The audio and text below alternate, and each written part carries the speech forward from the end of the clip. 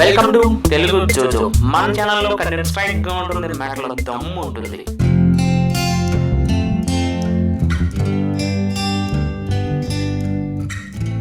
షాంపూలో ఎదువీర్యం, lipsticks లో దంచిన బొద్దింకల పొడి, సౌందర్య లేపనాల్లో మనకు జుగుప్స్ కలిగించే పదార్థాలను కలుపుతారని మీకు తెలుసా?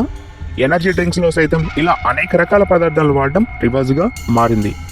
ఆధునిక కాలంలో రోజువారీ మనం ఉపయోగించే వాటిలో కలిపే కొన్ని వింత పదార్థాలు ఏమిటో తెలుసుకుందాం.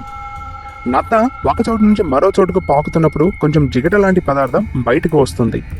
ఈ జిగట పదార్థాన్ని అందంగా మెరవడానికి ఉపయోగించే ఫేస్ క్రీమ్స్ లో వాడుతున్నారు.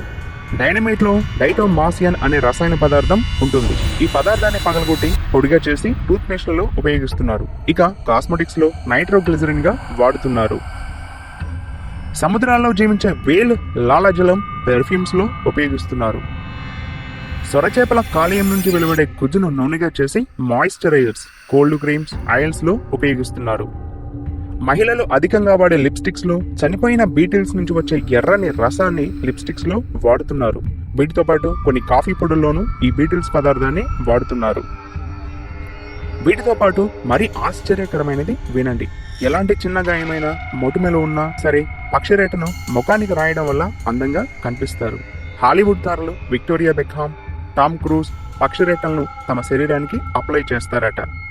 ఈ విషయం ప్రక్కన పెడితే మనం రోజు వాడే పదార్థాలు ఎన్నో కల్తీలు జరుగుతున్నాయనే విషయం మనకు తెలుసు.